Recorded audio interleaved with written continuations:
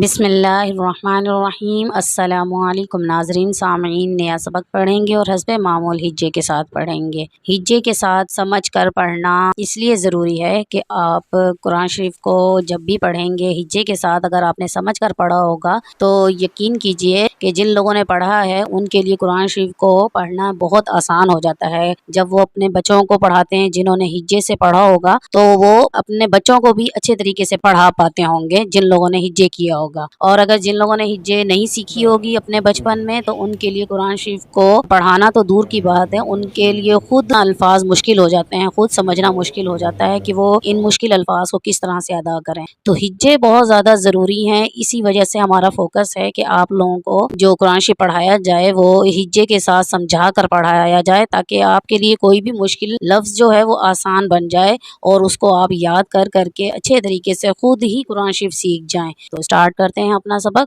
اعوذ باللہ من الشیطان الرجیم، بسم اللہ الرحمن الرحیم۔ وَإِذِ ابْتَلَى إِبْرَاهِيمَ رَبُّهُ بِكَلِمَاتٍ فَأَتَمَّهُنَّ، اگر وقف کریں گے تو کیسے کریں گے؟ فَأَتَمَّهُنَّ قَالَ إِنِّي جَاعِلُكَ لِلنَّاسِ إِمَامًا قَالَ وَمِن ذُرِّيَّتِي قَالَ لَا يَنَالُ عَهْدِ الظَّالِمِينَ۔ اب ہم اس کے ہجے پڑھیں گے۔ بسم اللہ الرحمن الرحیم۔ واو زبر وا، حمزہ زیر ای، و ای، ذال بازر زب، و ای زب، تا زبر تا، و ای زب تا، لام کھڑا زبر لا، و ای زب تلا، حمزہ بازر اب، را کھڑا زبر را، اب را، ہا کھڑی زیر ہی، اب را ہی، میم زبر ما، اب را ہی، را کو پر کر کے پڑھیں گے، کھڑی زبر بھی ہے اس کے اوپر تو اس لیے ہم نے را کو پر کر کے موٹا کر کے پڑھنا ہے۔ ابراہیم، را باز و رب، یہاں بھی پر کریں گے، جہاں پر آپ کو را کے اوپر زبر نظر آئے، پیش نظر آئے تو را کو ہم نے پر کر کے پڑھنا ہے۔ را باز و رب، پیش بو رب، ہا الٹا پیش ہو، رب ہو، بازر بی، کاف زبر کا، بی کا، لمزے لی، بیکالی، میم کھڑ زبر ما، بکلمات، تا دو زیتن، بکلماتن، فا زبر فا، حمزہ زبر آ، فا آ، تا میم زبر تم، فأتم، میم زبر ما، فأتم، ہا نون پیش ہن، فأتمہن، نون زبر نا، فأتمہن، آگے وقف، فأتمہن۔ یہاں پر میں نے آپ کو پہلے وقف کے بغیر بتایا کیسے پڑھنا ہے، فأتمہن، اور جب میں نے آپ کو وقف کرنے کا یہاں پر بتایا تو وقف کرنے کی صورت میں ہم کیسے پڑھیں گے، فأتمہن، قاف علی زبر قا، لام زبر لا، قال، حمزہ نون سے ان،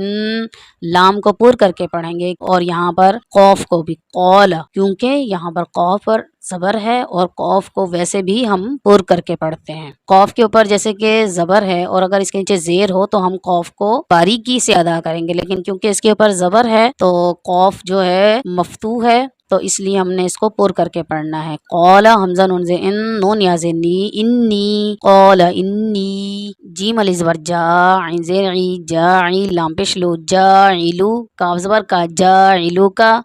لام نون سے لن، نون علی زبر نا، لننا، سین سے سی، لنناسی، حمزہ زیر ای، میم علی زبر ما، امام، میم دو زبر من، امامن،